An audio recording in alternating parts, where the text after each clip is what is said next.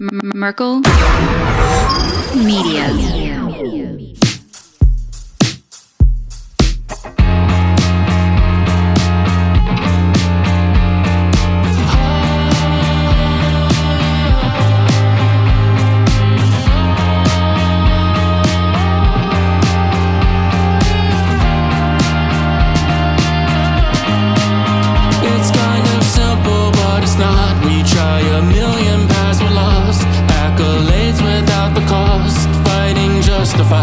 I'm exhausted, looking for everything in the shadows. Start looking at people like they don't matter.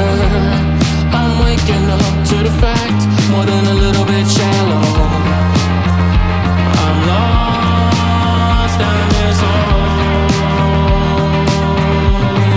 but I don't wanna. I'm lost in this hole, 'cause I'm just trying to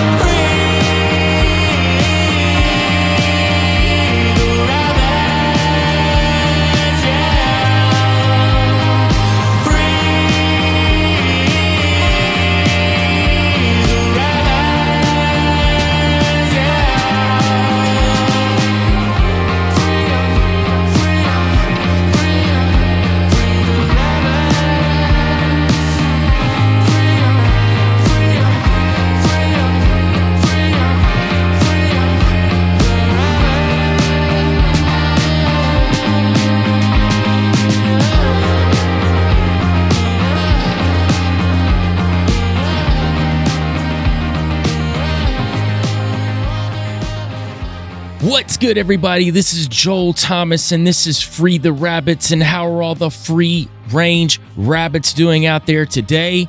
I got some great news for everyone that's been asking and blowing me up about the Free the Rabbits intro.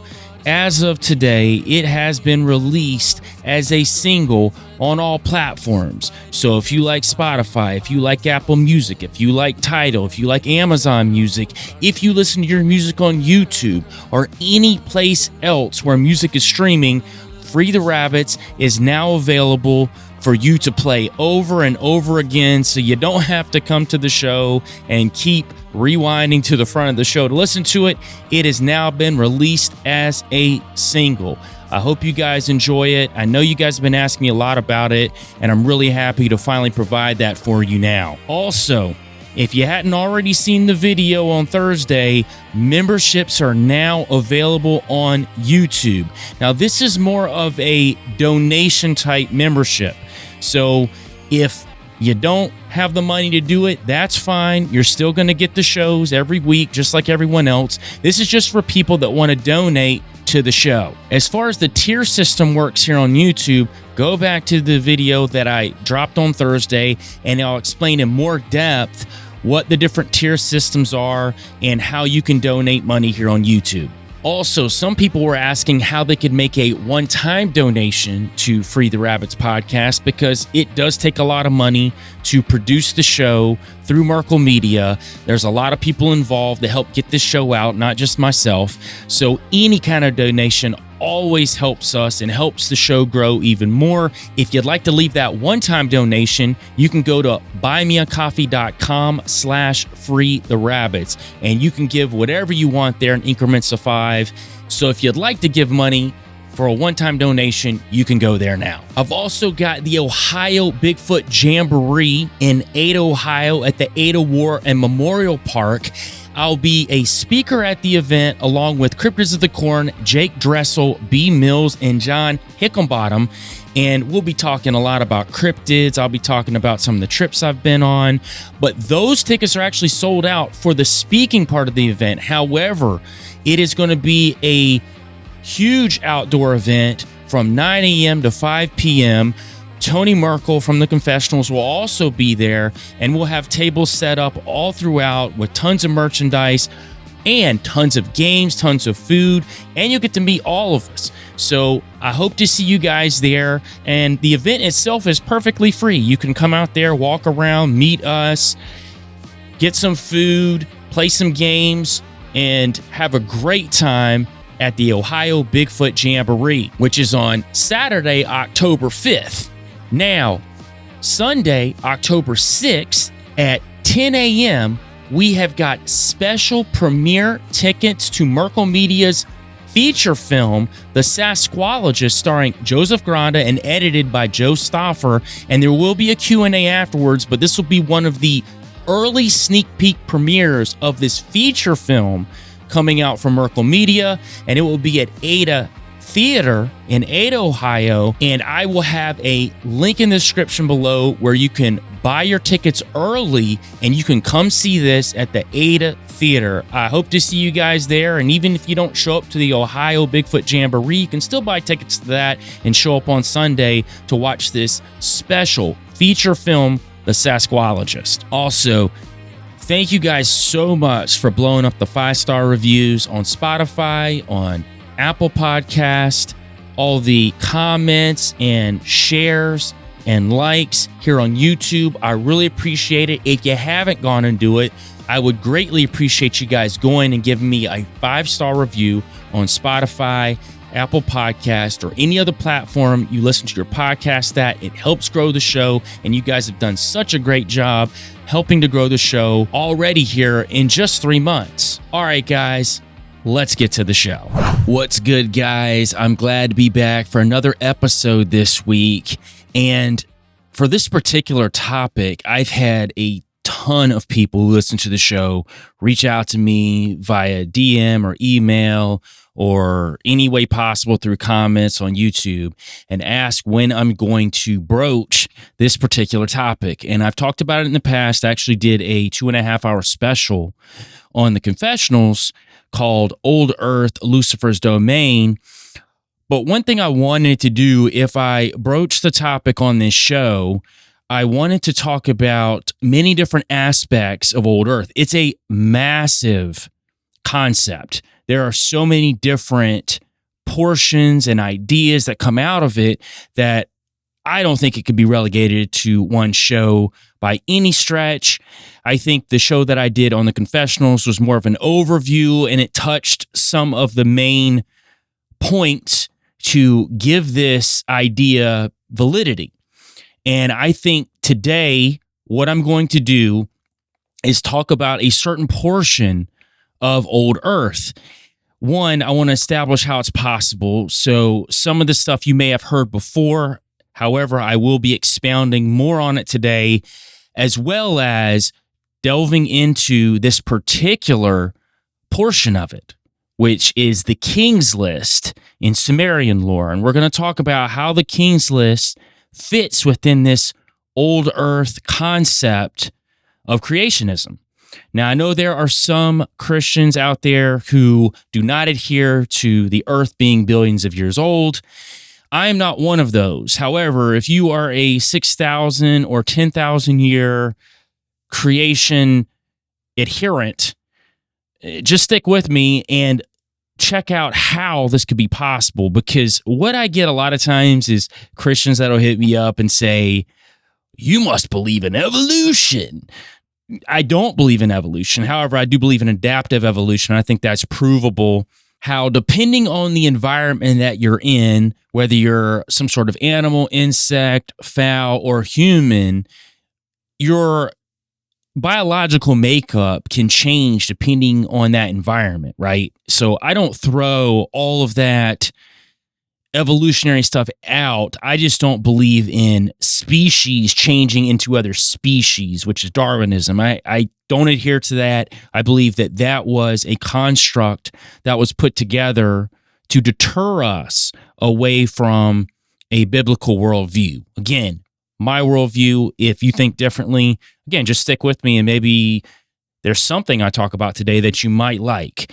But to the Christians who are the 6,000 years to 10,000 year creationist, they typically think, if you think that the world was billions of years old or millions of years old, that you somehow believe in Darwinism. And that is not the case at all with myself, but I am an old earth creationist. At least I love the theory of it. I like the gap theory a lot. And today I'm going to give you the setup biblically how that's possible. We're going to dig into the Hebrew. I'm going to go into that aspect of it. And then we're going to talk about the Sumerian Kings List and how that it fits within this old earth creationist theory. Because what I found is when you look at the Ugaritic text, when you look at ancient Egyptian text, when you look at ancient Greek text, Babylonian text, people that want to disprove the Bible will pull out these texts and say that the Bible copied specifically the Sumerian text and say that, oh, this character lines up with this character, so that's how that it is. I don't believe that at all. I think that these texts separately could all have truth to them and be talking about different time periods and different people. And I think today, when we talk about the Sumerian Kings List on the second half portion, after I give you the setup of Old Earth, I think it'll make a little more sense, at least in theory, and it will expand your mind a little bit to think a little differently about some of these topics, because I think we get so regimented in one way of thinking because of what someone has told us or what some preachers told us in the pulpit or our favorite podcasters or our favorite theologians, who a lot of them have gotten their ideas from other theologians from a long time ago, which they were just theorizing as well. So I'm just going to present this particular theory today, and just look out for the moniker of Old Earth over any episode where I'll be talking about a different portion of Old Earth. And this won't happen back to back. This is not going to be a series like that. But here and there, I will do episodes about Old Earth, and you'll see that moniker Old Earth in front of it, and then there'll be a title of what the episode will be about. And this will be the first one of those types of episodes, and I've been wanting to do one on the King's List. I find the King's List fascinating, and there are other aspects of the King's List that I'll talk about in conjunction with other topics down the road, because after the antediluvian period of the King's List, there are other characters that pop up that tie into other topics. So it will come up later, but for this particular episode, we'll be specifically talking about the antediluvian part of the King's List. And when I say antediluvian, I don't mean the deluge of Noah. I mean antediluvian before Adam, before Eve, a vast time period that happened in this old earth era of Old Earth. So first off, I'm going to set the tone of how this is possible. And we're going to look at the Bible. We're going to look at different texts. We're going to look at different ideas, and that will lead us into the King's List and who I think that the kings were. I know some people believe that they were the Anunnaki. I don't think that that's way out of the realm of possibility. I do think that they were supernatural, and were they angelic would be the other question, and I think there is a good basis for that part of it. You know, the Anunnaki is such a crazy topic because you've got ancient alien theorists who believe that they are extraterrestrials. You've got guys like Zecharia Sitchin who suggest that the Anunnaki are from a planet called Nibiru and helped create humanity. You've got a lot of different ideas, right, of who these Anunnaki were. You know, some guys like David Icke suggests that the Anunnaki are lizard people, draconians. There's different aspects of what people think that these Anunnaki are. You've got some biblical scholars that think the Anunnaki are Nephilim. I am not one of those, actually, because of the fact that when you dig into the Anunnaki and they were presented as creators, I think that takes the Nephilim out of the realm of possibilities. And I'm not saying the Nephilim with some sort of occult knowledge couldn't have created some things, but I don't think to the level of what these Anunnaki were creating or manipulating matter would fall into that category. I think the Anunnaki would fall under more of an Elohim moniker or fallen angel moniker, in my opinion. So we will get to this Anunnaki piece of it, which won't be a large piece of it today because I could do an entire episode on the Anunnaki, which I may at some point.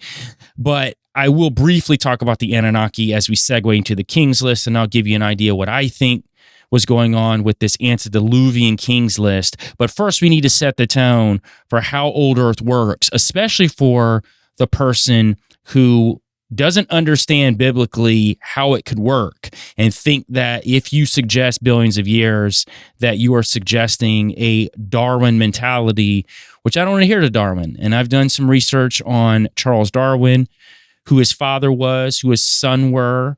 They are in the Freemason logs overseas, which suggests that Charles Darwin himself is a Freemason, even though that is not logged in any charter anywhere for that matter. But the fact that his father and his son both are logged in charters overseas would suggest that he himself was at least connected to these Freemasons. And of course, out of him came this Darwin theory of evolution. Again, I don't adhere to that. I don't find it super compelling or provable. I think people that try to prove it don't have a lot of evidence to prove it. I think believing in a creation worldview is where I would rather put my faith in, and not my faith in something that came out of nothing. That's just, again, my opinion, because both of these theories, because it is called the theory of evolution, it's still not provable. Both of these theories, you have to have an aspect of faith to be able to push forward with them. Even creation, have to. You got to believe in a supreme being that created it all, and that takes faith. Same thing with evolution, I believe, as well. It's not some sort of humanistic scientific fact. As much as it's taught in the schools, it's actually not.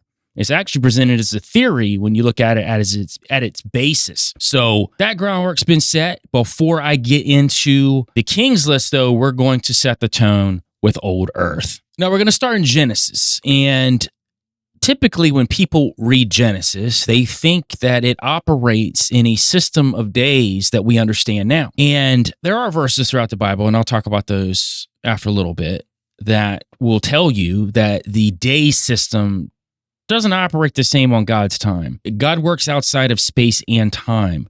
So when the writer is talking about these days, it doesn't necessarily mean that they were actual 24-hour days in the slightest. It could have been much longer, for that matter, those days. But the particular idea of old Earth comes from the first two verses of the Bible, and this is where we understand how it's possible that old Earth, these billions of years, could have taken place within a biblical context. So we'll start with Genesis 1:1. In the beginning, God created the heavens and the earth. Now, created in the Hebrew is bara, B-A-R-A. It means create, cut, or dispatch. So he is creating from nothing. Now, he's cutting the framework or dispatching the framework of the universe. It doesn't mean that there isn't something there. It just means that in the beginning of this universe itself, the actual context of what we understand, we're not talking about outside of that framework interdimensionally, because I believe that interdimensionally has been around for, we can't even put it in the context of linear time. It doesn't exist. In those spaces, it's just been, in my opinion. Now, you do have a creator who has created it all, and who's to say when that was created and when it wasn't. So here's where the part of there being a possible billions of years in the Bible happens. And there are other verses, and we'll talk about those today too, but this is just in the beginning part.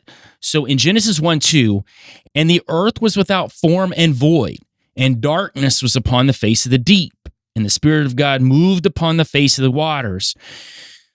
Okay, so we have this in the beginning, God created the heavens and the earth. And I do say heavens because there are several places biblically and extra biblically that talk about multiple heavens and how that there is more than just one heaven. So then we have to expand our minds and think, okay, is one heaven the atmosphere? Is the other heaven space? Is the other heaven another dimension? And you got another dimension. We don't even know what any of that means.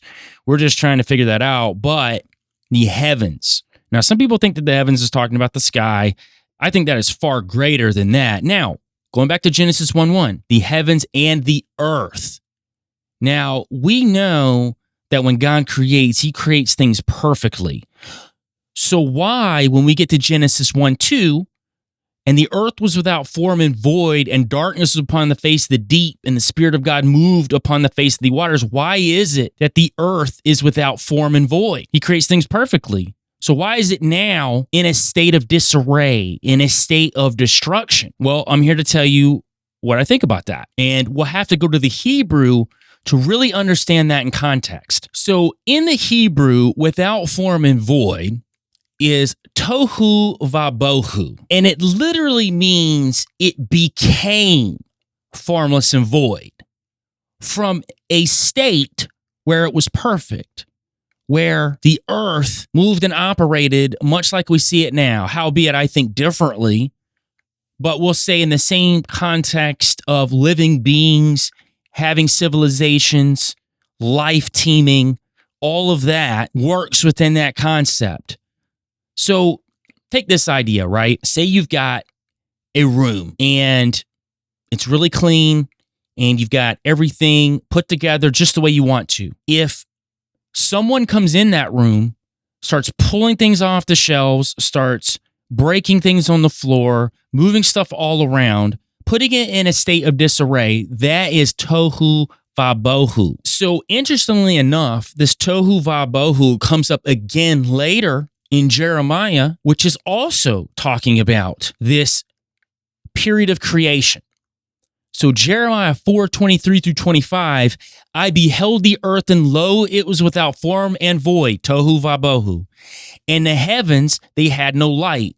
I beheld the mountains, and lo, they trembled, and all the hills moved lightly, which means back and forth. I beheld, and lo, there was no man, and all the birds of the heavens were fled. Whoa, wait a minute now. All of the birds of the heavens were fled. Well, there's no man. Why are the birds fleeing during this tohu vabohu state? You have to ask that question.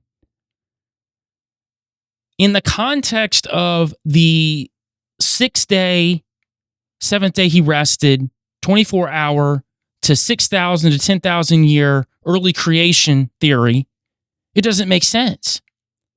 And it gets even deeper when you dig into the Hebrew word for birds of the heavens were fled. This bird. Bird is translated from the Hebrew oph, O-P-H. It's actually translated to flying creatures.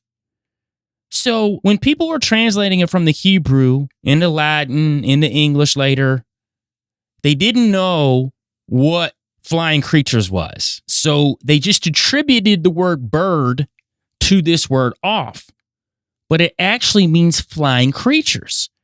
So now we've got a concept of creatures that we don't know what they are, that are fleeing from, it looks like some sort of disaster that causes this tohu vabohu, this formless and void between Genesis 1:1 and Genesis 1:2. And that really gets you thinking, why would the writers of the Bible make it a point to tell you that the earth was created perfectly, but then it wasn't perfect anymore? We have to introduce the concept of there is a huge gap of time between Genesis 1:1 and Genesis 1:2. That's just looking at the Hebrew. And I know people will run to their King James Bible or run to some sort of English translation to prove a 6,000 to 10,000 year theory. But you have to dig into the Hebrew to understand what these words actually mean. Now, if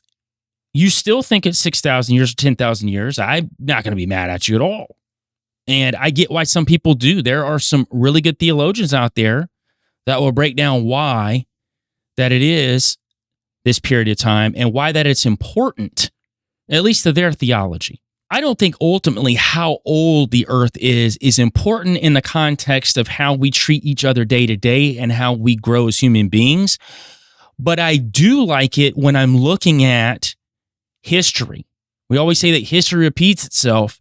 Well, if we know that the earth is much older than these 6,000, 10,000 years, and we look to these other ancient texts that are out there, and we start pulling the pieces together, then we realize that history literally does repeat itself. And if we want to look to the fact that there was a possible flood before the antediluvian deluge of Noah, then that would make sense. History repeated itself.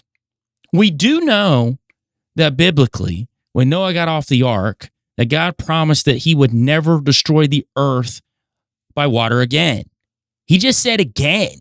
He didn't say that it hadn't been destroyed by water before. So we have to at least open our minds up to the possibility that this could be true. Now in Genesis 1:3, and God said, "Let there be light," and there was light. In the Hebrew, Yahior is made of two words, Yahi, and this is in the third person masculine singular jussive form of to exist, and then or means light. It literally means light be. And at this time, the sun and the moon hadn't even been created yet. So what does this actually mean? I think it means that whatever happened in the period of time before, which made the earth formless and void, God wasn't there. And then when God shows back up to reform this earth that's already there, it's formless and void, this is just stating that God's back up on the scene again. This is the divine light that's shown back up to reform, reshape this formless and void earth. Now, we were talking about history repeating itself. This is also biblical. And we can go to the words of Solomon in Ecclesiastes 1:9-11. The thing that hath been, it is that which shall be. And that which is done is that which shall be done. And there is no new thing under the sun. Is there anything of which can be said, see, this is new? It has already been in ancient times before us. There is no remembrance of former things. Neither shall there be any remembrance of things that are to come with those that shall come after. So Solomon right here is stating that there is no new thing under the sun. What you've seen now, the technology that you know now, it's been seen before. That's why I always argue the point about where technology is going now, that technology in the ancient past was similar or greater. And I mean greater in a different way. I think technology changes throughout different periods of time, but greater in a sense of how they used it. Solomon's telling you right here. And he says, is there anything of which it may be said, is this new? It has already been in ancient times before us. This is Solomon in ancient times already, telling you in ancient times before. And he said there's no remembrance of former things. And interestingly enough, Solomon is a key figurehead in Freemasonry of building. He was, from all accounts, a great alchemist. He did fall out of favor with God for a stretch of his life. He started introducing other pagan gods, started tampering with things that he really didn't have a handle on.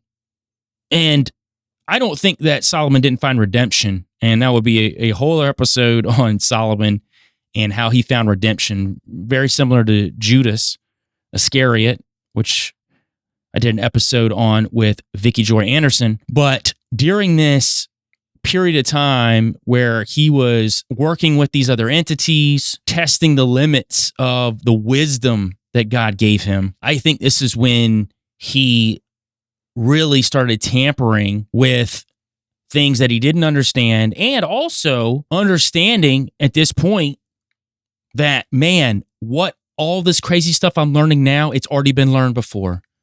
All this technology I have now, it's been done before in ancient times.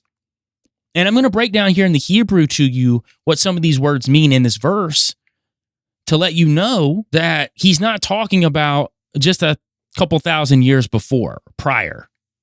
He's talking about eons. So the phrase of old time or ancient times, which I just read to you, is a Hebrew word olam, and it means long time of past.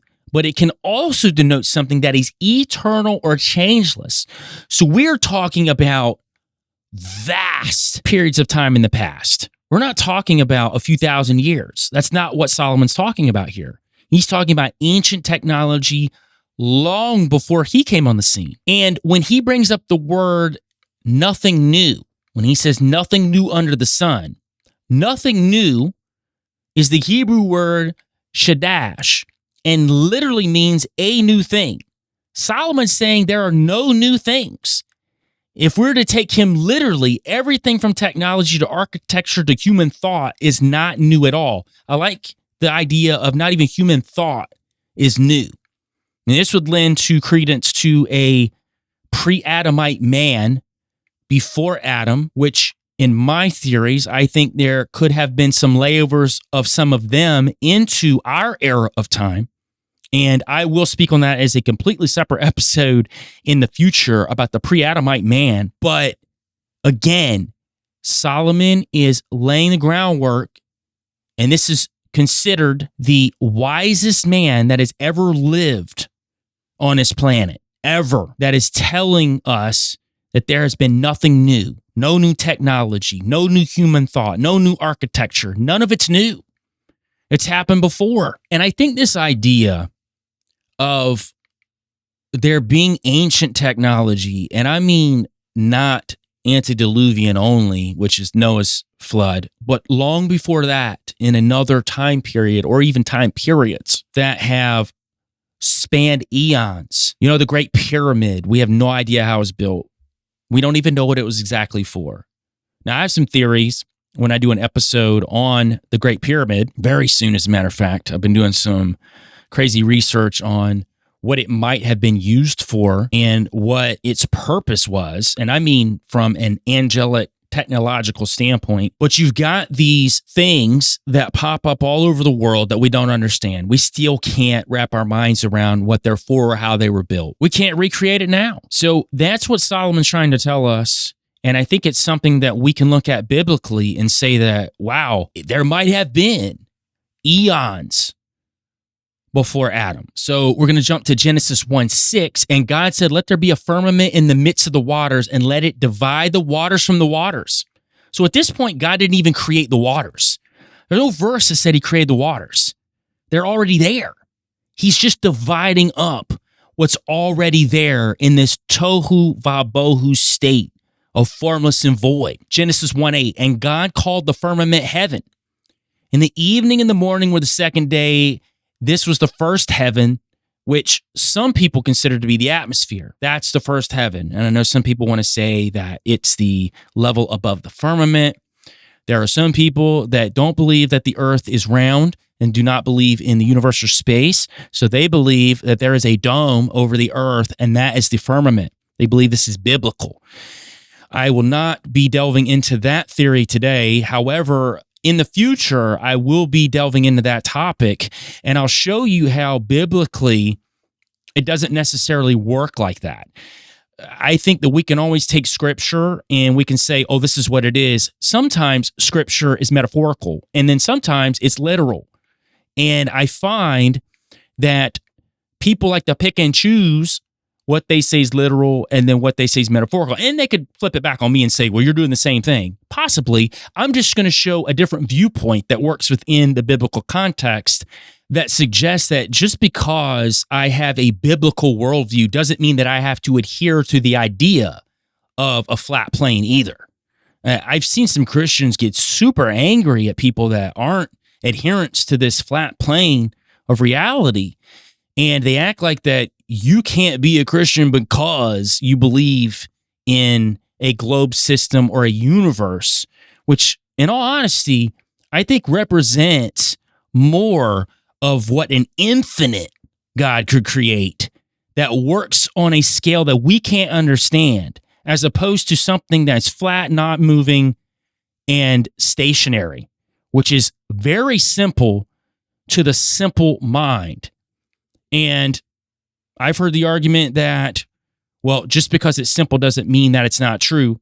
Very true. And I'm not throwing out the idea that there aren't some truths within every theory that's out there. And you've heard me say this since episode 1. But the thing about the flat plane ideology that bothers me is it really took wind after that Cass-Sunstein effect, which I've talked about before. And it's escalated to a point that people actually fight each other over this particular theory. And they somehow think they are more evolved or awake because they've found this ideology. They're not wrong about some things, and I'll give them that, but I don't think that the truth is all like cut and dry. And I think there are nuances within everything. And in saying that, just because I'm suggesting that the earth is round doesn't mean that I believe everything coming out of NASA either. Far from it. I just know that the truth always seems to lie somewhere in between. And it's not as cut and dry as people want to make it and box it into specific theories. But again, I'm not going to get off on that tangent pretty hard today because that would be a 2 or 3 part episode to get into that idea and to really break that down. I just want to bring that up because people, when they talk about the firmament, have different ideas of what the firmament is. But in this context, I'm suggesting that the firmament is the atmosphere, is the barrier between our earth and space. Now, we were talking about heavens earlier, which was in Genesis 1:1. God created the heavens and the earth, and we can suggest there are more than one. We know that Paul was caught up in the third heaven, and he wasn't even surprised. He wasn't surprised at the first or second heaven, and he wasn't surprised at the third heaven, which this is in 2 Corinthians 12:2, the celestial kingdom. And in the Hebrew, generally, when you hear of heaven, as in the context of the space where God is, the Hebrew word would be hashmaim. So that particular word, when you see that, that is talking about that celestial kingdom where Yahweh actually abides. Now, when the Dead Sea Scrolls were found, the Testament of Levi, who was the great-grandson of Abraham, he speaks to 7 heavens. So he's suggesting that there are not only just the 3 that Paul's talking about, but there are 7 levels. There could be even more. He's just talking about 7. So we have to open our mind to the concept of interdimensional realities, not just the universe, but interdimensional realities. And in those interdimensional realities, they would not work in a linear fashion. So we have no idea what's in these interdimensional realities. Now, Genesis 1:9 through 11, and God said, "Let the waters under the heavens be gathered together into one place, and let the dry land appear," and it was so. So we're back to rearranging again, not creating. We're pulling dry land out of the water that's already there. There's no creation of the land. Back to this tohu vabohu. He is cutting and dispatching these pieces of the earth, moving it, reshaping it like a ball of clay that's already there. And God called the dried land earth, and the gathering together of the waters called seas. And God saw that it was good. So his manipulation of the matter was good. It wasn't that he created these things. He had prior, yes, Genesis 1:1.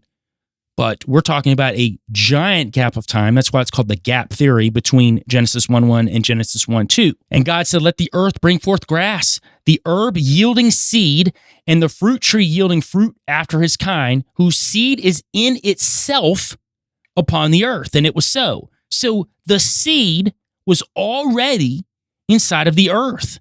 That would denote that prior to this tohu vabohu, that there was vegetation, there was plant life, trees.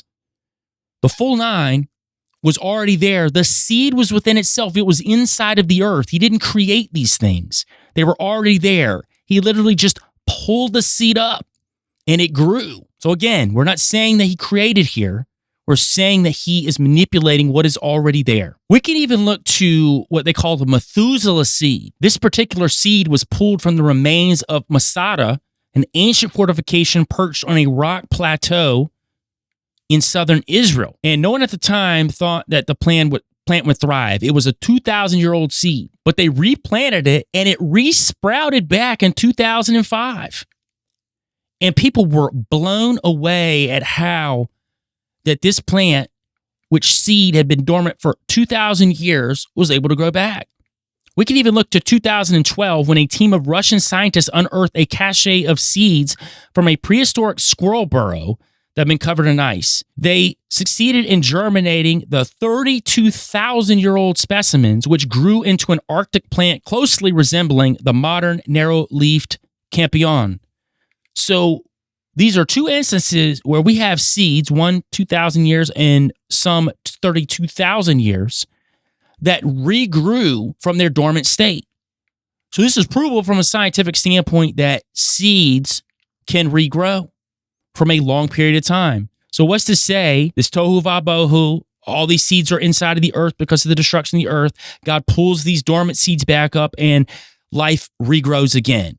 And again, back to the fact that we don't know how long these days were. People are like, 24 hours, these seeds grew back? God could make it happen, yes. But we could also suggest that these days were a lot longer than 24 hours. It's never specified that these days are 24 hours. And there's a verse in the Bible that says that. 2 Peter 3:8, but beloved, do not forget this one thing, that with the Lord 1 day is as 1,000 years, and 1,000 years as 1 day. Now, that's not saying that these days were 1,000 years. That's just suggesting that the framework of linear time is not even a concept when it comes to Yahweh, when it comes to God. Not even in the same field of our imagination. So when you pulled these seeds out and they started growing, these could have been thousands. You could have been even longer. We don't know how long each of these days were. We just know that these are allotments for what was created during these 6 different sections of time. Now, according to scientists, our universe is 94 billion light years across. Obviously, this is guesstimations on their part on what the universe could be and what's across. Is there an endpoint to each piece of it? Again, these are just all theories and configurations. According to scientists, the Earth is 13.8 billion years old. One of the first pictures from space of the Earth showed radiation levels across the globe. Some biblical scholars who believe in the old Earth theory believe that this is from countless angel wars that happened in a pre-adamic period and global catastrophes from times long ago. Now, you're going to hear evolutionists say that it's from the Big Bang. That's where the radiation levels are from. I think using a biblical worldview, and if we believe in a pre-adamic time period of angelic civilizations, that might be a possibility, especially when we're coupling it with other ancient texts that talk of gods who walked the earth and battled with other gods. I don't think we can throw those ideas out. I think that there is some basis to what a lot of these other cultural mythologies and to some extent realities have to say. In 2 Peter 3:5-7, it says, "For this they willingly are ignorant of, that by the word of God the heavens were of old, and the earth standing out of the water and in the water, whereby the world that then was, being overflowed with water, perished. But the heavens and the earth which are now, by the same word, are kept in store, reserved unto fire against the judgment and perdition of ungodly men." So if we look at this verse within the context of the older theory, whereby the world that then was, this is a world that was before Adam.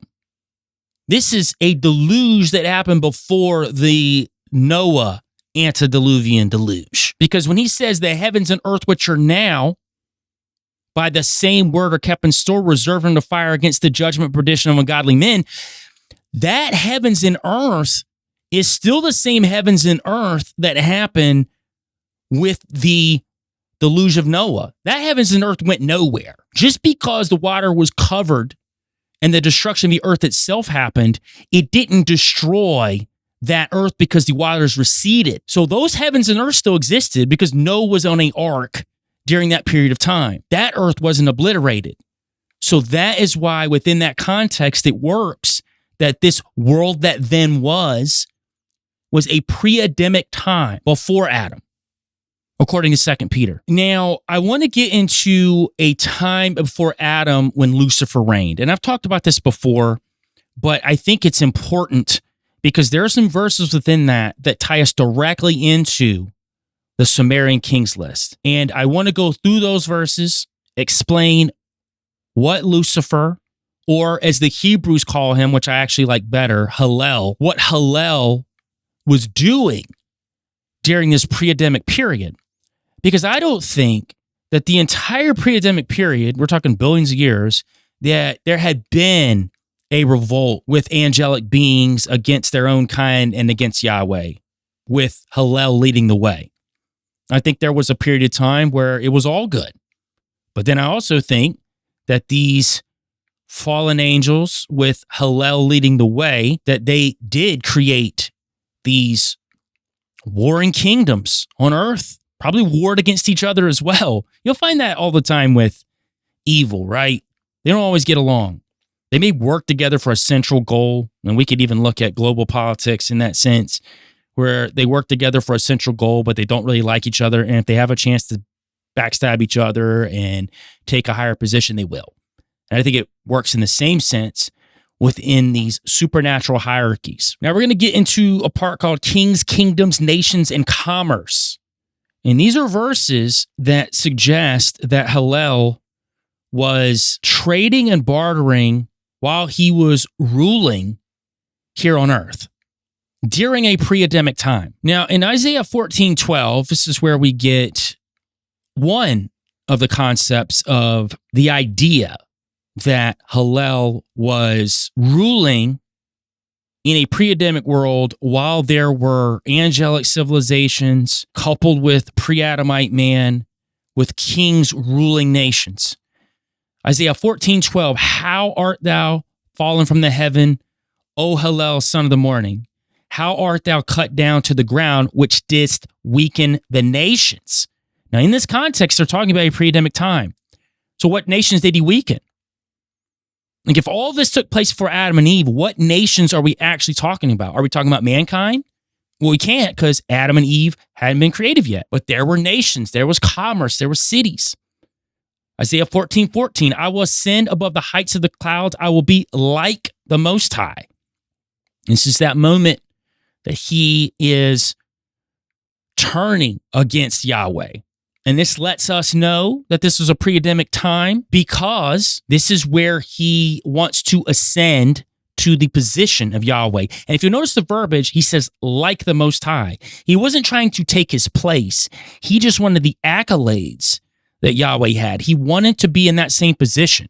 I don't know if necessarily he even wanted to harm Yahweh or take his spot, per se, take the throne. I think it was more of a, I want to be considered like you and them to look at me like they do you. He wanted the recognition. He wanted that type of accolade. Well, that plays into what we just heard in Isaiah 14:12, where it says, which didst weaken the nations. Well, here we are 2 verses later in 14.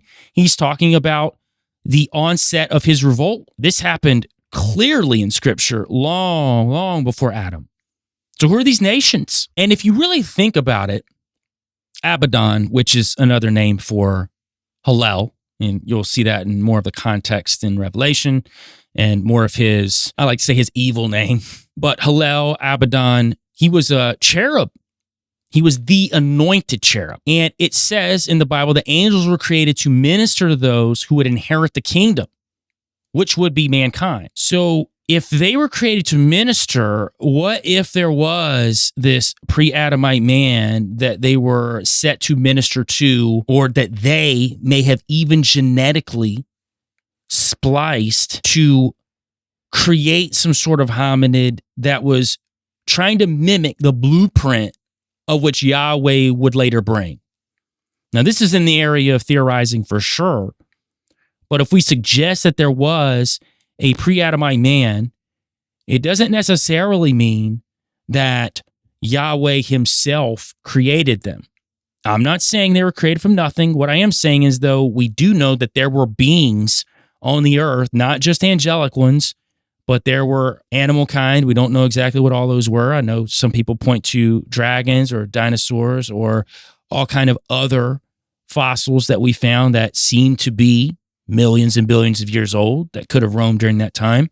If we have angelic beings running angelic civilizations and some of them weren't good and they knew the art of DNA manipulation, why wouldn't they be able to splice something together to create something that, and this is theorizing too, because I think that possibly Lucifer, Hillel, part of his revolt against Yahweh was the fact that he knew or had prior knowledge to us being created. It's said in the Bible that we will judge the angels in the end. So him being God's right hand, this anointed cherub who believes that he needs to be exalted in the same sphere as God, he might get a little irritated with that knowledge. And after his revolt, it's possible that if he knew the blueprint, that they tried to mimic the blueprint in some way. Now, again, we'll do an episode later about pre-Adamite man and several theories that come out of it, because I'm not sold on any particular one. I'm just throwing one of them out there, that they could have been genetic modifications from these fallen entities in a time prior to Adam. But it would make sense from the idea of why Hillel turned his back on Yahweh, because he felt that he was going to be usurped by something he believed was less than him. Makes sense. Now, in Isaiah 14:15, as we pick it back up through 17, and they're talking to Hillel here, yet you shall be brought down to Sheol, to the lowest depths of the pit. They that see thee shall narrowly look upon thee and consider thee, saying, is this the man that made the earth to tremble, that did shake the kingdoms? Who are these kingdoms that he shook? This is in a time, according to Isaiah, prior to man being created, mankind being created. So who are these kingdoms that made the world as a wilderness and destroyed the cities thereof, that opened not the house of his prisoners? What cities were destroyed? What were these cities? In a time before Adam, what house of his prisoners wasn't opened? So these were Abaddon's prisoners. What were these? Fallen angels, humanoids. During that period of time, we have to ask the questions, because we know, we can infer from Isaiah here, this is in the period of time where Hillel, Abaddon, turns his back on Yahweh. Jeremiah 4:26, I beheld, and lo, the fruitful place was a wilderness, and all the cities thereof were broken down at the presence of the Lord and by his fierce anger. When Abaddon was cast down, there were cities. Lucifer, Hillel, is considered the light bearer. So at some point, in my opinion, in this pre-Adamite era, when Abaddon was cast out, he started wreaking havoc on an earth that was already here before Adam, that had cities, that had civilizations, probably built up by angel kind. And if you have a section who have turned on Yahweh and you have a section that has not, that's going to cause warring factions. Now, to get deeper into this idea of Hillel being in a pre-Adamite world, not only us knowing about civilizations and cities, but we also know that he traded. Ezekiel 28:14, thou art the anointed cherub that covereth. I have set thee so, thou wast upon the holy mountain of God. Thou hast walked up and down the midst of the stones of fire. The stones of fire there is a Hebrew word called eben.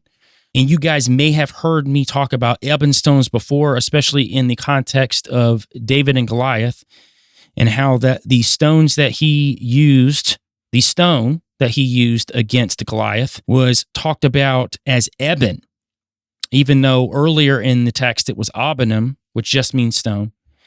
When it was used as eben, it stands for the firestone. So it transmuted into something supernatural.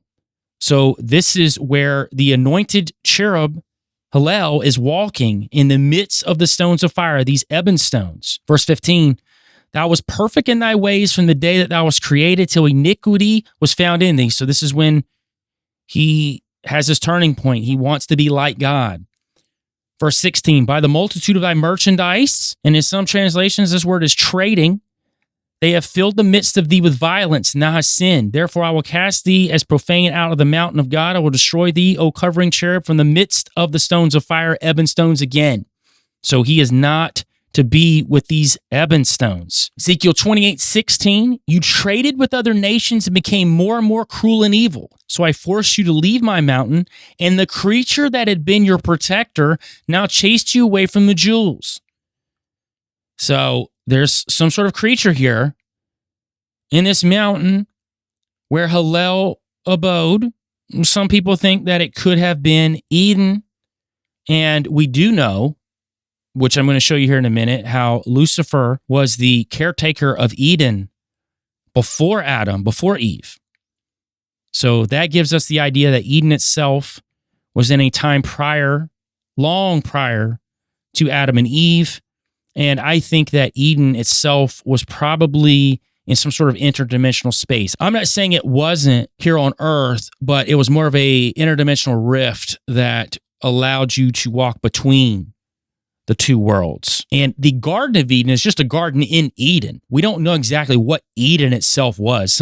It's funny how people think that the Garden of Eden is Eden, but Eden itself could be much larger. We just know of a garden that was placed in Eden that Adam was told to be the caretaker of after Hillel was already the caretaker of. Verse 17 of Ezekiel 28, it was your good looks that made you arrogant.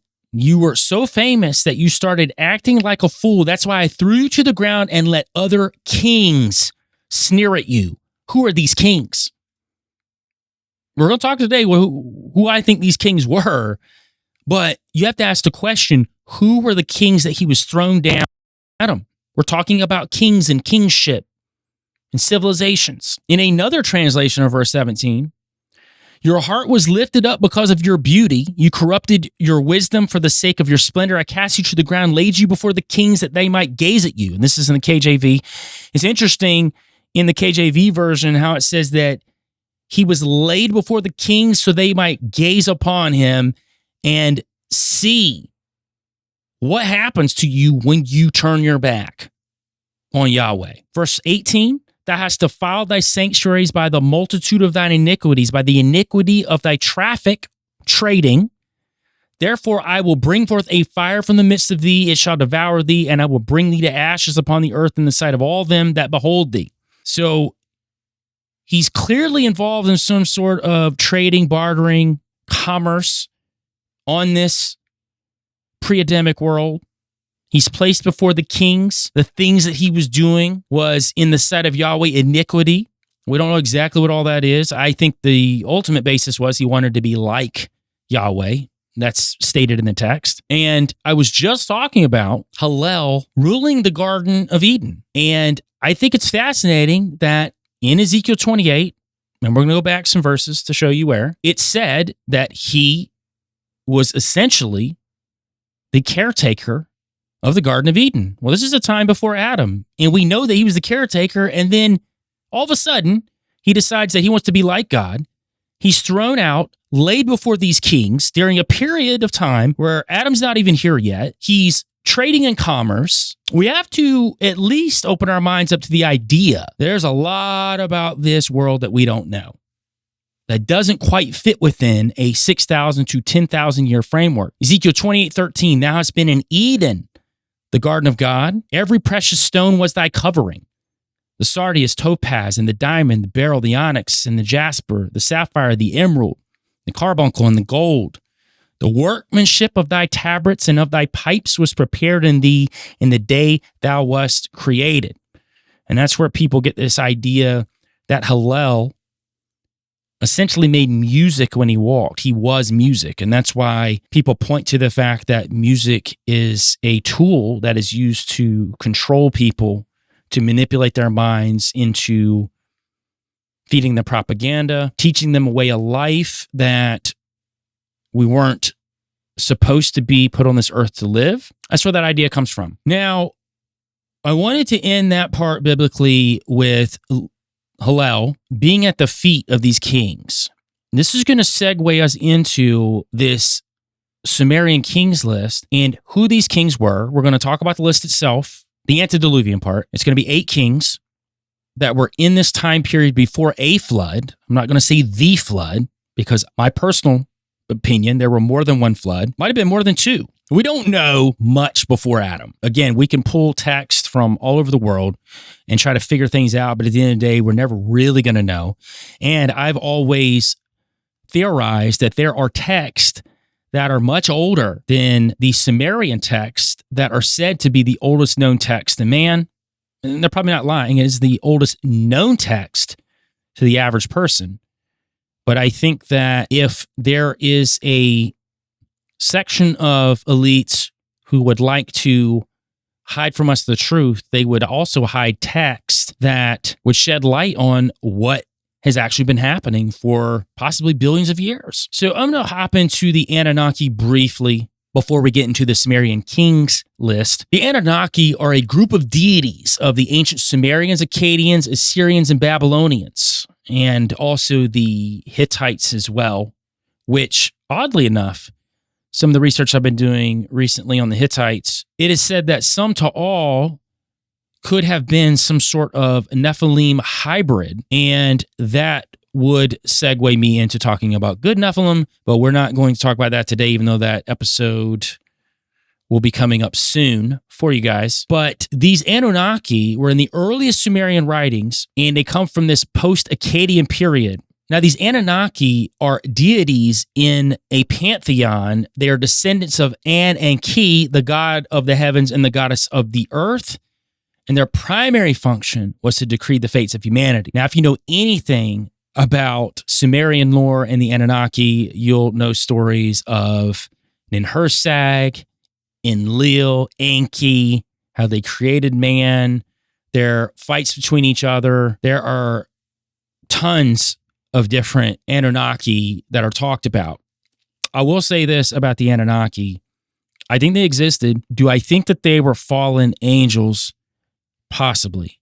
They could have been what I would consider the Elohim, which if you know anything from Psalm 82:1, that Elohim, Yahweh, judge the Elohim, plural, gods, that would suggest that there is a pantheon of gods, a divine council underneath God. And if you say that that's not possible, I would just say that you have to give it the possibility because we know nothing about the supernatural world. The Bible does not give us all the answers to the supernatural world. Far from it. So I don't throw out the idea of the Anunnaki at all. I am still trying to figure out exactly what I think they are. They could have been fallen angels who masqueraded as gods during that period of time of ancient Earth. And I know people want to point to Sumerian lore and say that the Bible copied it because they can match this person up with this person. Not really, because their stories are vastly different. Vastly different.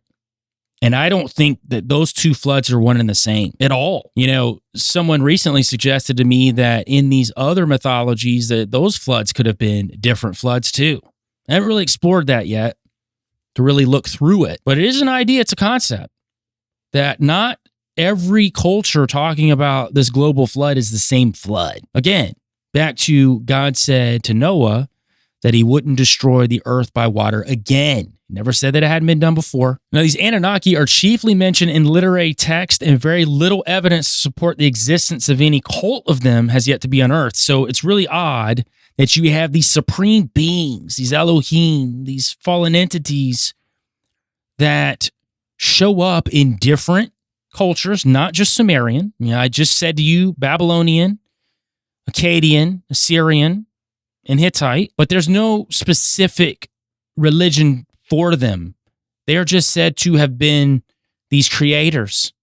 They were worshipped. There wasn't considered to be any specific cult of these Anunnaki. Matter of fact, no representations of the Anunnaki as a complete group have yet to be discovered. A few depictions of 2 or 3 individual members together have been identified. So you don't really see all of these different characters showing up together. And that could be argued that these entities could have gone by different names and they masqueraded as different gods, which I think absolutely happens depending on different periods of time. The ancient Mesopotamians believed their deities lived in heaven. After an earlier history of visiting Earth in their text, and that a god statue was a physical embodiment of the god itself. So they believed when they built their statues in ancient times that the god actually embodied the statues, which I could go down a whole road of animating statues and golems, but we're not going to do that today. But it would support this idea that they believed that these idols became gods. Now, I think that that's definitely a possibility, probably in the newer era of the Sumerians, because in my opinion, I think there were 2 eras. I think there was an era that was pre-Adamite, and I think there was an era after that, which was before the Noah deluge, where they were trying to recreate somewhat with some of these gods as well, but trying to recreate what they knew of the old empire when these first Anunnaki came and ruled. Now, this is where we get into the King's List. Now, I'm going to read a verse in the Bible that's going to give us a basis of where to start, and then we're going to move into who these kings could have been. Did they rule for as long as was stated in these ancient Sumerian texts? And how could they have parallels to even some of the gods like Thoth, who we've seen take on multiple names throughout history? Jude 1:6, and the angels who did not stay within their own domain but abandoned their proper dwelling, these he has kept in eternal chains under darkness, bound for judgment on that great day. And another translation of that own domain would be their own habitation. So the question is, when did the angels leave their own habitation? And what exactly was that habitation? Now, the best way for us to put that together would probably be in a different dimension as the habitation, Hashmaim, which we talked about earlier, that this was this habitation of these angelic beings, but we also could consider that habitation to be one of the many heavens, and that there were different levels where maybe different angels in the hierarchies relegated themselves to. Because we know that there were certain angelic beings that stayed closer to God. We know the seraphim, cherubim, and thrones are considered to be around Yahweh himself. And then you've got other hierarchies that are below that. And it's possible that they could have operated in these different heavens, in these different interdimensional spaces. But it's saying they left their own domain, their own habitation. These angels who decided they wanted to leave with Hillel, they left this habitation, and where did they go? It was their first estate, their first abode. They left. Where did they go? We know this was a time period before Adam. You got to start asking these questions. Now, the early part of the Table of the Kings period covers the reigns of 8 kings. The span of their rule lasted a total of 241,200 years from the time the kingship descended from heaven to the time when a catastrophic flood wiped out the earth. As a matter of fact, when the King's List starts, after the kingship descended from heaven, the kingship was in Eridu or Eridu. Now, I brought that up, the start of the King's List, to go back to the point I just made in Jude 1:6. The angels who did not stay within their own domain, their own habitation, their first estate, where did they go? They descended from heaven according to this King's List. They descended to earth. Well, what's going on earth for them to descend there? It's clearly an operating planet. What are they doing here? This is in a time before Adam. Now, I'm going to break down the different sections of this antediluvian King's List and talk about these specific kings. Who do I think these kings are? If you are thinking like I'm thinking, angelic beings, fallen angels, that's generally where my mind goes with this one. So, according to the Weld Blundell prism, it's dated back to 1800 BC, is a clay cuneiform inscribed vertical prism housed in the Ashmolean Museum in Oxford. The prism was found in 1922 expedition in Larsa in modern-day Iraq by British archaeologist Herbert Blundell. The 4 sides, about 20 centimeters high and 9 centimeters wide, are inscribed in the Sumerian language with a list of Sumerian kings. Each side contains the text in 2 columns, and this is what we're talking about here, this Sumerian Kings List. It is considered the most complete of the Sumerian Kings List which have been found, of which there are approximately 25 more and less complete fragments as of 2016. So there are other cultures that talk about this Kings List. There are other Sumerian texts and tablets that have been found that talk about the King's List, but this is the most complete. But even within this Weld Blundell prism, there are some disparities even with the first 2 kings on the list about the time periods that they actually ruled. Now, the first 2 kings, Alulim and Alangar, ruled in Eridu for 64,800 years. Now, historians, your mainstream historians, will tell you that this was a fabrication on the part of the people who wrote these tablets. They fabricated these kings because they worshiped them like gods, even though they weren't gods. And they did this because they didn't understand time. It's just mythology. My question is, why are you writing a list of kings with essentially just the time frames that they ruled and where they ruled? If you pull up the Weld Blundell prism list, it gives you a list of kings, how long they ruled. Every now and then there'll be a little something about one of them, and it moves on.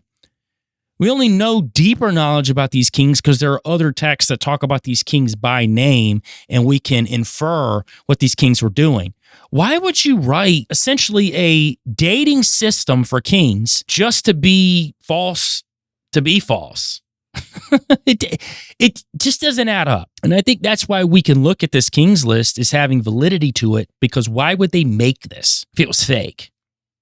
I'm not saying that ancient texts can't be fake or deceptive. I think it goes to the fact that we look to other writers in medieval times where they talk about things in ancient times as they're theorizing, and we point to because it was written 2,000-3,000 years ago that means it's a fact. Well, they could be doing exactly what we're doing now, theorizing about said topic and not having much basis to it. But I'm talking about these are legitimate cuneiform texts that are written just to let us know how long these kings ruled. Now, these first two kings, Alulim and Alangar, were in Eridu, which was a Sumerian city located at Tel Abu Sharain, an archaeological site in lower Mesopotamia. It's in Iraq near the modern city of Basra. Eridu is traditionally considered the earliest city in southern Mesopotamia based on the Sumerian Kings List, located 12 kilometers southwest of the ancient site of Ur.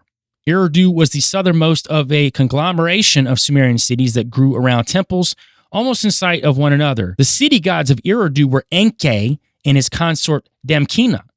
Enki, later known as Ea, was considered to have founded the city. So generally, that's what you're going to hear when they talk about Enki, who was considered the one that created man. He also founded the city of Eridu. Now, there is a thought pattern which I typically lend to if we're going to believe in this old earth theory and that Sumerian culture was prior Adam and also after Adam, that Eridu was around twice. It was in this era of Sumerian kings, these fallen angels that ruled these cities, and then afterwards when they were trying to mimic what was known of the original age, which I think when the Sumerian Kings List was actually written. So the Kings List was written talking about a time of old, and not to say that they weren't communing with gods or fallen entities or some sort of Elohim during this later time, which I think they were. I just think that the original Eridu was ridiculous. It was what they wanted to try to get back to, and they were trying to. And I think in that prior time before Noah, technologically, they were starting to get back to that time. Now, as we talk about these King's List and how long they ruled, now the amount of years in the Weld Blundell Prism that are next to the different kings are talked about in SARS, S-A-R-S. These Sumerian numerical units are in units of 3,600 years. Now, there have been attempts to map these numbers into more reasonable lengths, but that's normally where you're going to sit at. A SAR is 3,600 years. So Alulim ruled for 8 SARs, which is 28,800 years. It's mind-blowing to think about that a king was documented in ancient cuneiform, which is said to be the oldest text known to man, ruled for 28,800 years, and historians dismiss it because, ancient man was stupid. We're much smarter now than ancient man. Haven't you heard? Now, Alulim was a Mesopotamian ruler. He was regarded as the first king ever to rule. He is known from the Sumerian Kings List, from the Ballad of Early Rulers, and he ruled in Eridu, and it lasted for 28,800 years. The tablet of Old Babylonian period from Ur describes the divine appointment by Alulim by the gods, these Anunnaki, and it said he was chosen among vast and many people and appointed by these said gods for the shepherdhood of the entirety of the many people. So, one, who's the many people? Were they angelic kind that had angelic civilizations on this earth?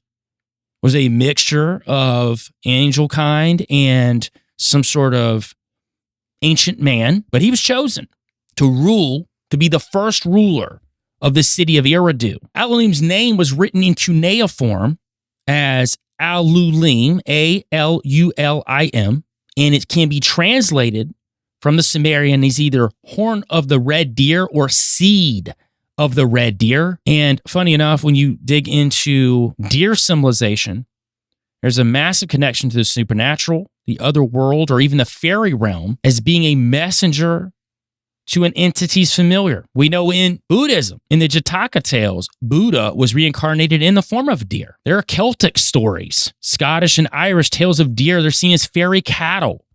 They're herded and milked by the otherworldly woman who can shapeshift in the form of a red or white deer. In European folklore, they sometimes talk about the white deer or stag as a supernatural or mystical being in the chivalry quest and in several different medieval poems.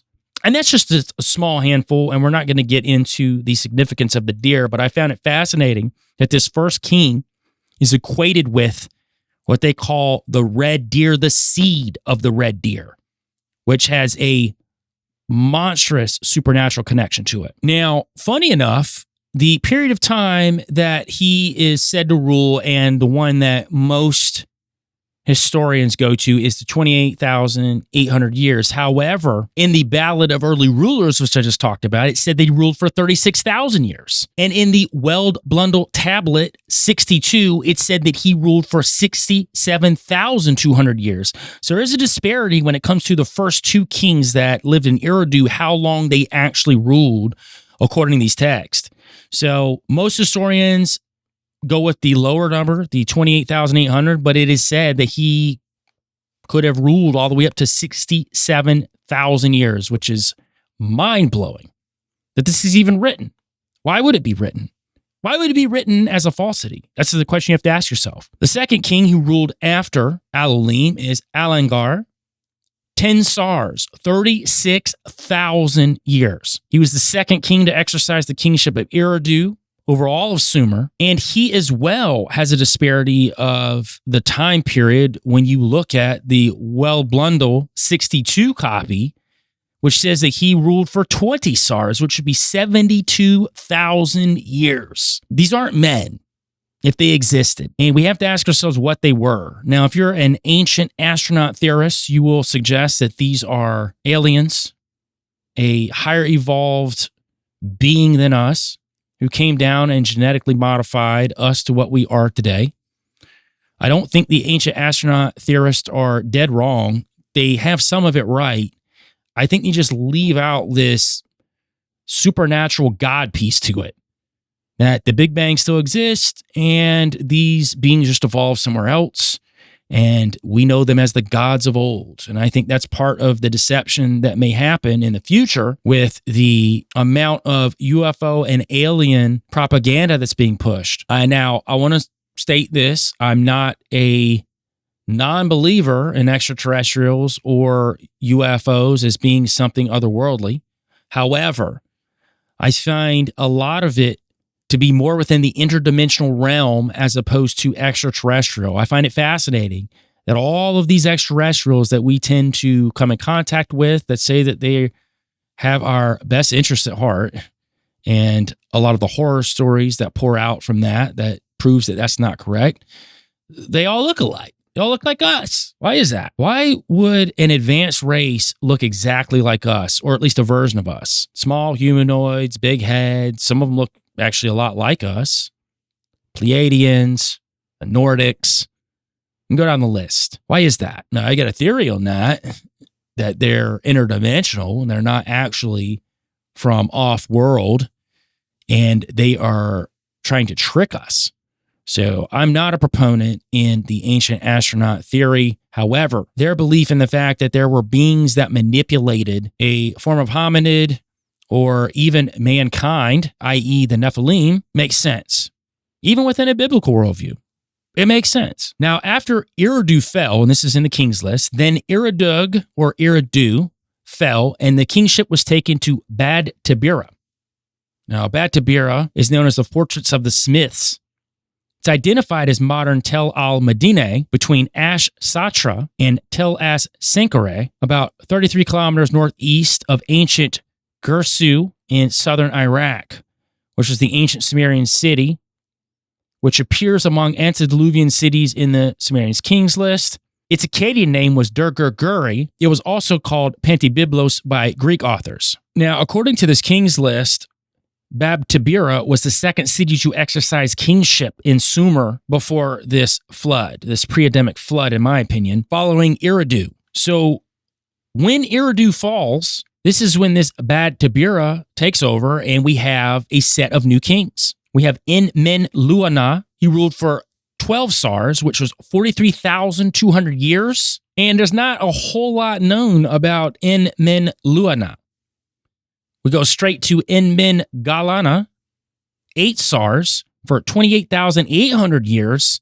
And again, just like En-men-luana, not a lot known about him outside of the fact that he was the second king in this Bad-tibira era of the Sumerian Kings List. But again, they are ruling for a massive amount of years.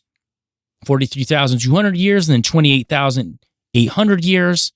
And then we have a king that comes along called Dumuzid the Shepherd. He rules for 10 SARS, which is 36,000 years.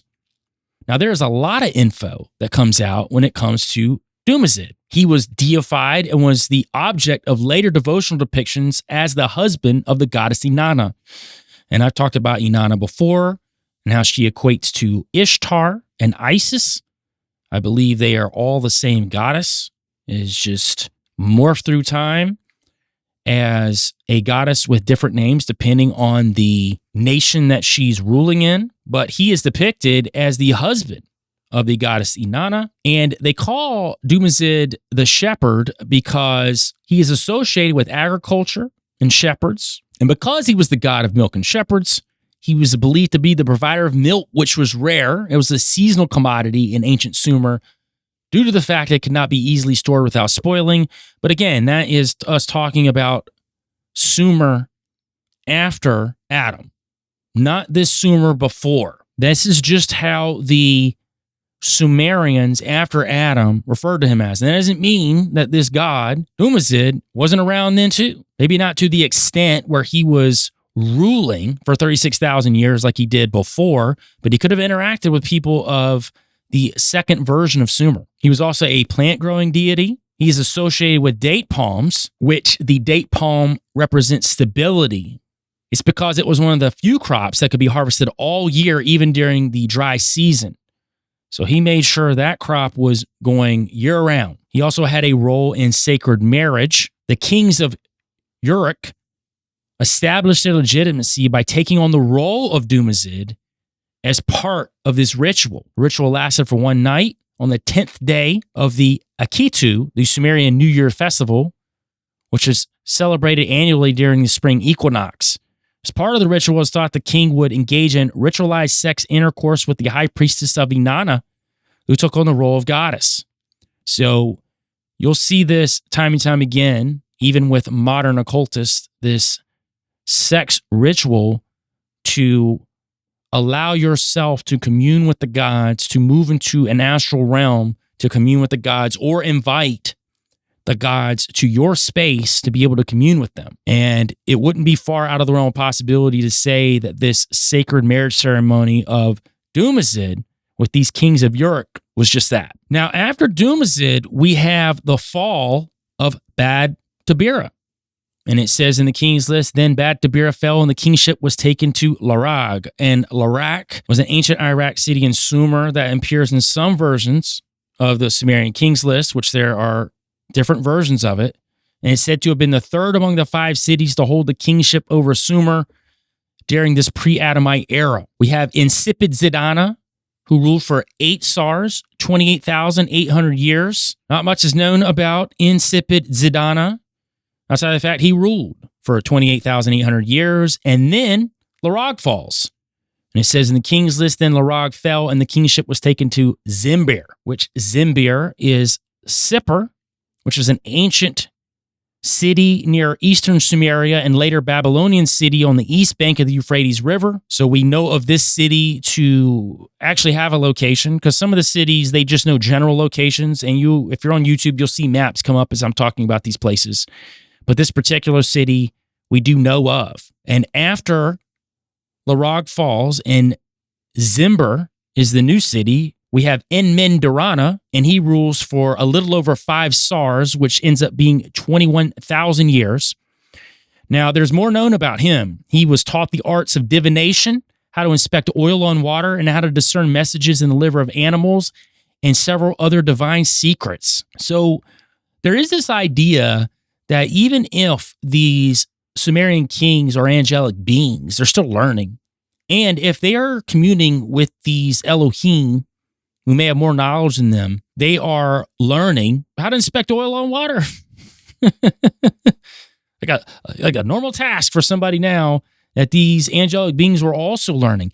You have to think that if the Watchers in Enoch met with men to broker a deal to have access to the daughters of women, and we know from those texts that these fallen angels, the Watchers, gave us knowledge of how to do things that we didn't know how to do, they also learned themselves. This pre-Adamite period could have very well been a time where these angels were learning. And especially if they were cast out, they might not just automatically know. You know, some people think, oh, they spent a lot of time with Yahweh. They watched him work. Not all of them. Not that closely. Again, we don't know what's going on in this supernatural realm. We're only guessing. I'm just throwing out ideas because we have to think that these angelic beings operate in some sense like us. They learn, they practice what they learn, they get better at what they learn, but they've just had way more time. Especially if you are a being that has infinite time on your hands. It may work very well like us. It's just when you have billions of years upon billions of years and maybe even trillions, who knows how far back, and you live forever, you get good at it. Now, after Enmen-Durana and the city of Zimber, and this is in the King's List, then Zimber fell and the kingship was taken to Shuruppak. Now, Shuruppak is modern Telfara, which was an ancient Sumerian city situated about 55 kilometers south of Nippur and 30 kilometers north of ancient Uruk on the banks of the Euphrates. So that is the location of Shuruppak.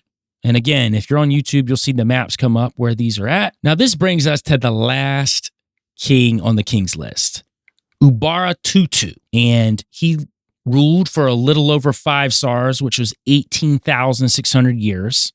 He was the last antediluvian king of Sumer, and it said he was the son of Enmen-Durana. So we haven't seen this yet, where we had a king have a son to then rule. We just have these kings that rule, but it said that he was the actual son. So I don't know how that works in the context of supernatural beings, or if that's just something that was told to the people of that time. But we do know that angelic beings can reproduce with humans. We know of the Nephilim. We don't know how it works in the context of Elohim and supernatural beings. So that part of it, I'm not even going to speculate on right now, but it's interesting. Now, Enmen-Durana, and we talked about him earlier, is actually compared a lot to Enoch. And sorry, I rolled my eyes to the back of my head on that one, because he enters heaven without dying. And it's funny how there will be some sort of small similarity in a story between one mythology or one text and another text, and immediately people are like, they copied, because this was before, especially when it comes to the Bible. There is a contingent of people out there that get red hot when you bring up anything biblical, that just cannot stand anything biblical and have to disprove everything in it. And generally, those people don't even read it. That's the best part. They just pull out certain texts to try to disprove it because of what some other person who studies what they like says, and they don't actually get in the text, look at the Hebrew, look at the time period, understand that the Hebrews passed on a lot of what they knew by oral tradition long before they started writing. And this is just me coming from my worldview. If you don't like that worldview, that's fine. I don't think you're wrong with some of the stuff either, especially when it comes to these Anunnaki and these, some people think, mythical kings of this King's List. However, I think there's more to it than just that. Now, Ubar-tutu is briefly mentioned in Tablet 9 of the Epic of Gilgamesh. He is identified as the father of Utnapishtim, a character who is instructed by the god Ea, which ties into Enki, to build a boat in order to survive the coming flood. So this is where people get this idea that Enmendarana was Enoch and that ubar-tutu is Noah. And I don't think that's the case at all. I think there's a better case made for ubar-tutu to actually be more in line with Thoth. And I think that Thoth may have just been another name for ubar-tutu, and it could have just been the Egyptian name for him. But we'll get into why I think that. Now, in 360 BC, the Greek philosopher Plato, and he was a student of Socrates and teacher of Aristotle, he told of an Egyptian origin of Atlantis, as related to him by Solon and the priest of Sais.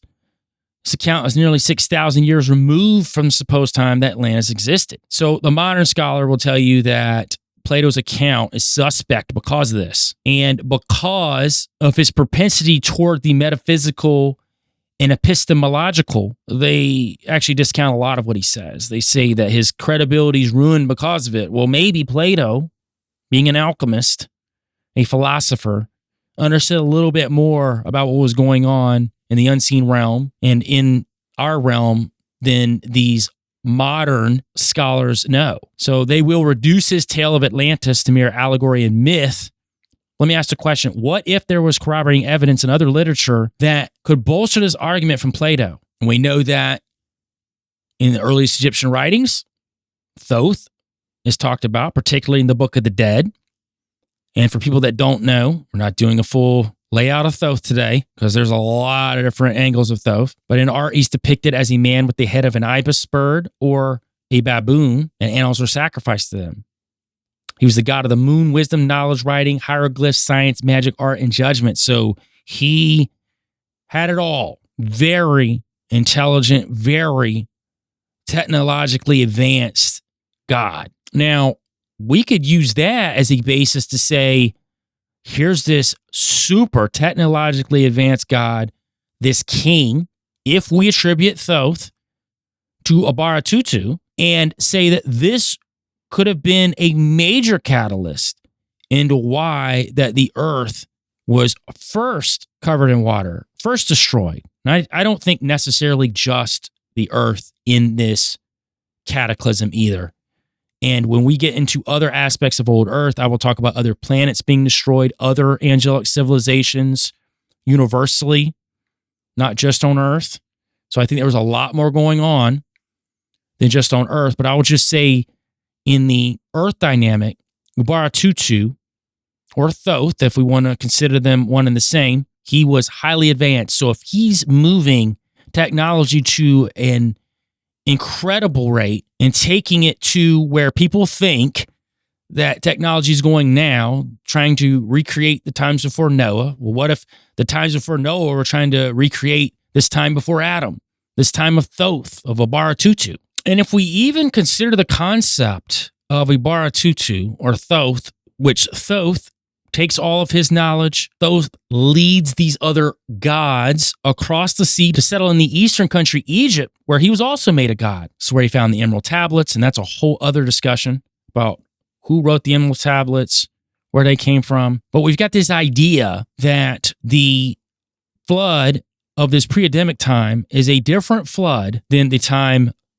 of Noah. Was ubar-tutu the king of Atlantis? You know, we don't know where Atlantis was at. And if we can take on the idea of Pangea, which I don't think Pangea was before the flood of Noah. I know that's where a lot of creationists will go with it. I think Pangea was before Adam. I think that there was this vast land. And if that's true, and Atlantis was there, Atlantis was a part of this big chunk of Pangea. Atlantis, Lemuria, Mu, Hyperborea, all these different names for this mythical, some people think mythical, land that could have been connected to this Pangea. I mean, we could look at land masses now and see where they fit.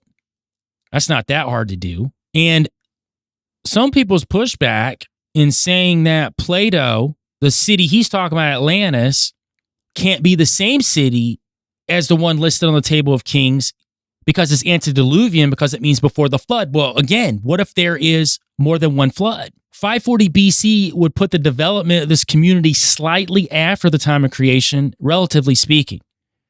Rather, it would stand to reason that this Eridu was a shadow, a redevelopment of the original Eridu, and was built up in subsequent centuries to remind the people of a time when the kingdom descended from heaven. So this is back to that idea that these kings descended after they were kicked out. And at the end of the King's List, it says, then the flood swept over.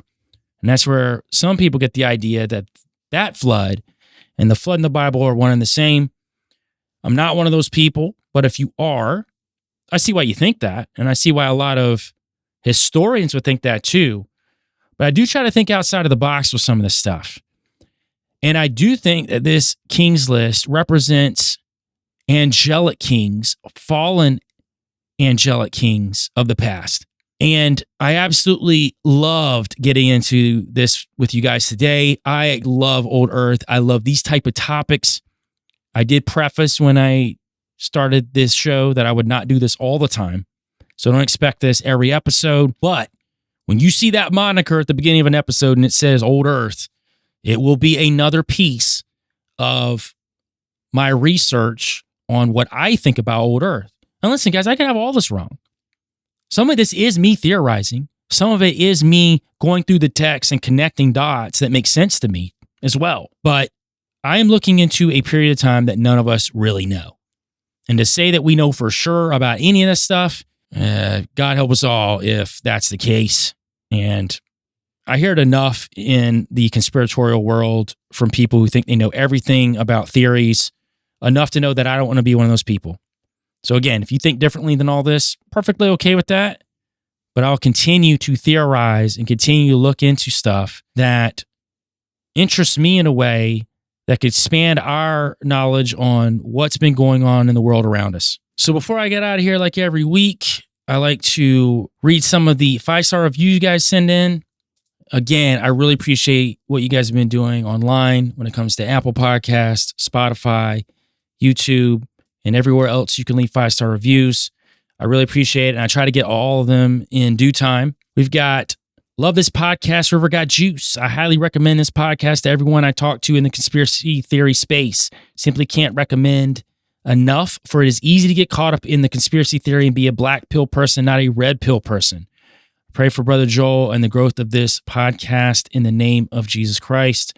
Appreciate that, River God Juice.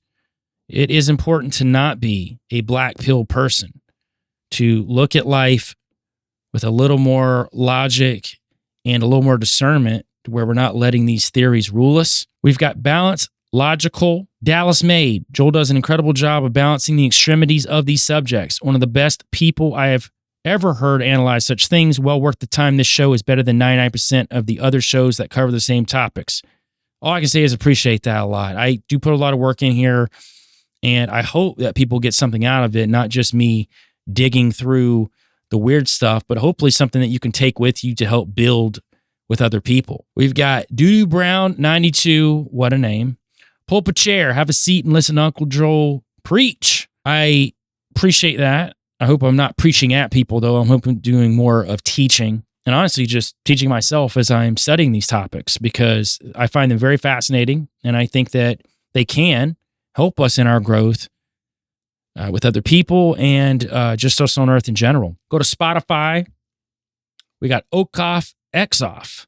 Love your mind. It's great to hear your take on this. So much BS is being said all over the internet. I knew you'd spit truth and logic. And this was talking about the Diddy episode that I did. And I did want to do that episode on Diddy because there was so much stuff going around. And I wanted to give my take on it. And just because something is hot in the news doesn't mean I'm going to defer away from talking about it. You know, I think some people will see you talking about something that's trending and say, oh, you're grifting. You're jumping on the bandwagon with everyone else. Well, sometimes, and I'd say most of the time, I want to talk about these subjects. I like them. I like to research this stuff. Pop culture, I do like. You're going to see episodes of me talking about pop culture figures and pop culture in general because people idolize these people. People look at them as demigods, essentially. And I think it's important to break down what these people are doing so that we can have discernment as we walk through life. We've got Randomus. I haven't listened yet, but know it's going to be a banger. Well, hopefully you did listen to it by now, and I hope it was a banger to you. We got Grant Qualls. Let's go. Been waiting all week. Appreciate that.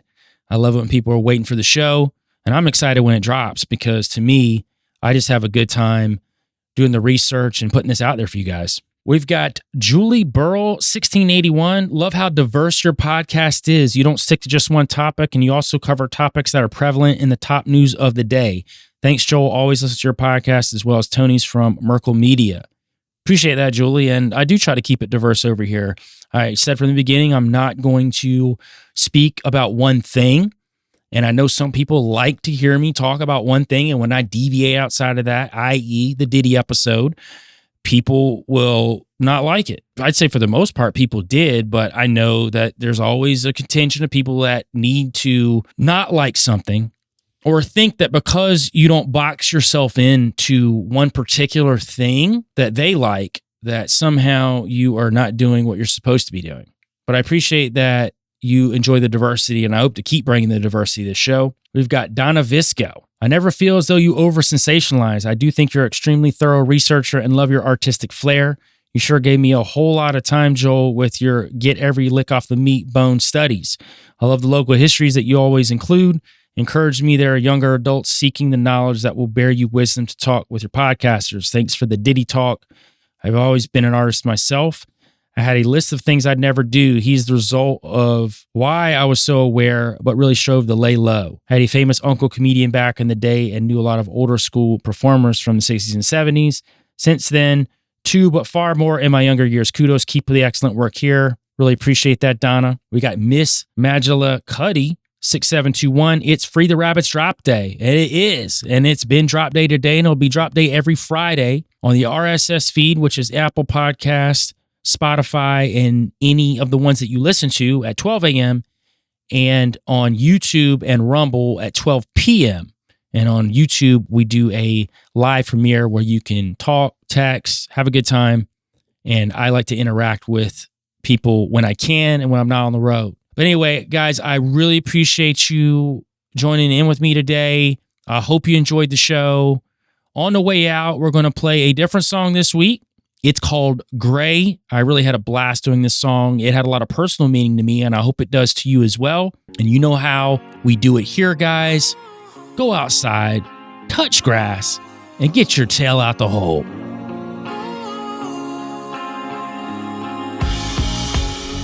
I'm trying to be me, but every time I do, they point their fingers at me. Sometimes I wanna scream. I can't fit within their kaleidoscope of what they want me to believe. But I can't fade to black. But I can't fade to black. It's all in the gray. Skills can't balance the way. Colors bleed out the frame. Black and white on the side. It's all in the gray. Skills can't balance the way. Colors bleed out the frame. Black and white on the side. I don't know if I lie to myself every time I say my family's on my mind. That don't mean I don't care. It's just sometimes I feel stretched thin, and I know that isn't fair. But I can't fade to black. But I can't fade to black. It's all in the gray. Skills can't balance the way.